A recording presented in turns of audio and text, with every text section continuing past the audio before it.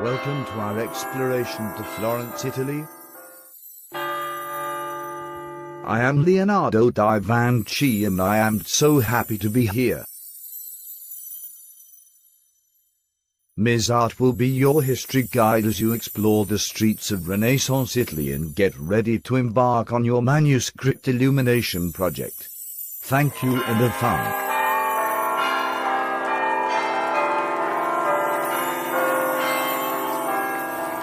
And welcome to our journey of Renaissance Italy as we explore the history and culture of that amazing period in time.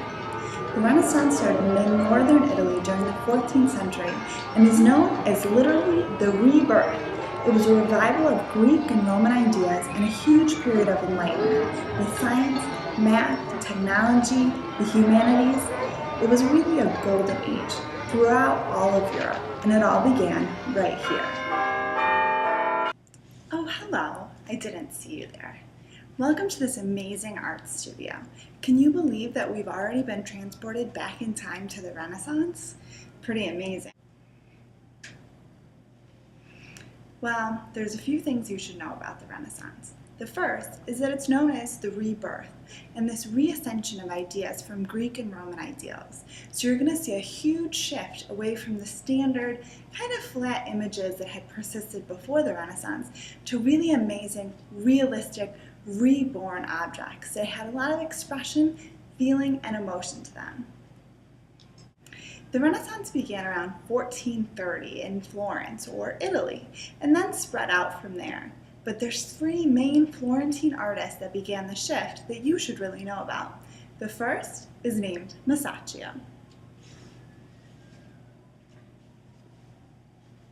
Masaccio began painting frescoes, or paintings that were done on plaster walls directly into the wall around churches in Florence. What was so revolutionary about his paintings, though, is that his figures began to take on life and expression. They were full of emotion, character, passion, whereas before, images were pretty flat and stagnant. Not a lot of emotional content going on there. So Masaccio really made that shift an exciting and innovative part of life. The next big artist of the Renaissance is Donatello. Yes, as seen in the Ninja Turtles, but this Donatello was a little bit different. He was really big into sculpture. So what he was really known for was taking that foundation that Masaccio built with expressive figures and characteristics reminiscent of the Greek and Roman period and bringing it into sculpture. So he started making these amazing sculptural designs that really had a lot of life, feeling, and energy to them, really unique to this time period.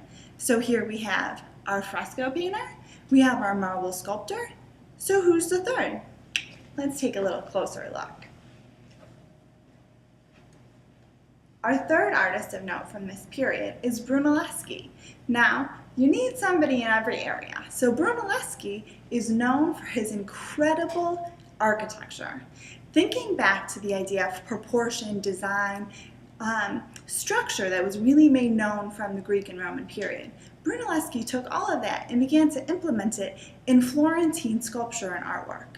One of his most amazing pieces is the big dome over the main cathedral in Florence, and he really began to reinvent proportion, style, and design, making architecture feel more balanced and connected.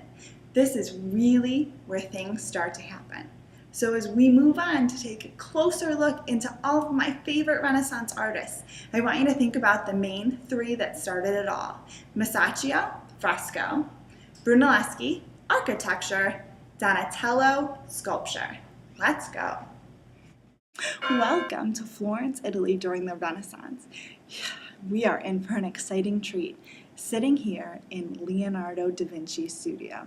Well, you guys get to experience virtually. I'm actually here because Mr. Da Vinci himself wanted to paint my portrait.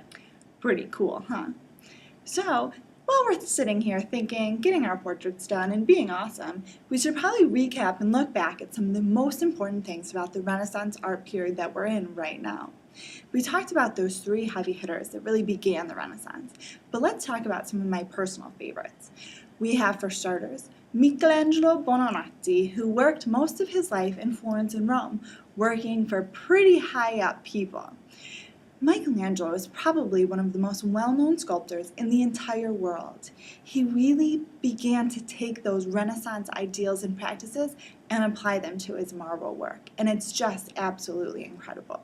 Standing in front of the David, or even some of his other sculptures, you really begin to feel the life breathing out of them. The marble really becomes alive, which really was what Michelangelo was trying to get to. So here you have Michelangelo in the sculpture world, but you're also having amazing painters like Mr. Da Vinci himself, who's here, and others like Raphael and Titian, who are again creating these vividly expressive, emotional human beings and human figures in art, which is so revolutionary for the time period. But you really need to know that not only did the style of the art change, but the context of the art changed as well. They're being placed in more open settings that aren't so confined to church standards. So you're seeing art that's reflecting a more broad, a wider ranging audience. The subject matter of the art is no longer as strictly religious as it had been in the past. This is mostly a note to the fact that, come on, we're in the Renaissance. It's a golden age. Business is blooming. Ideas are coming to life. So we have a huge, wealthy middle class that's developing, an entirely different and new clientele for artists, just like Mr. Da Vinci. So you have artists that are creating things for a public instead of a church as it had been in the past. So subject matter is returning to those classical ideals of Greek and Roman art. Few things to consider while we go on this journey. I hope you enjoyed it. I'm going to stay here for a little while and get my portrait painted. See you later. Ciao, and welcome back to our exploration of Florence, Italy during the Renaissance. I just got done with Mr. Da Vinci getting my portrait painted in his studio, and while it was pretty awesome, I did have a couple suggestions here or there for him. So while I'm waiting for the oil paint to dry, probably take about 3 days, I figure let's keep going with our exploration. So while we walk the streets of Florence, I want you to think about a couple things that really made the Renaissance stand out as a hugely important part of history. The ideas that began here in Italy in the streets that we're walking began to spread throughout Europe around the late 15th century. This was following the coattails of the Reformation and the medieval periods, which were full of a lot of turmoil and strife. So this golden age that blossomed out of it was truly remarkable. It was a period of new thinking and enlightened ideas unheard of in past decades. It was really this classic ideals that were coming back from those previous amazing civilizations like Greece and Rome. So the Renaissance bore witness to some of the most incredible discoveries in the human existence. The discovery of new continents, the polemic system of astronomy, and the decline of the feudal system. And then you have the expansion of commerce, the inventions and technologies that followed, like the printing press, a compass, and gunpowder. Boom! What an amazing time period to exist. Let's keep this all in mind as we go to an amazing studio to start learning about manuscripts. See you later. Ciao.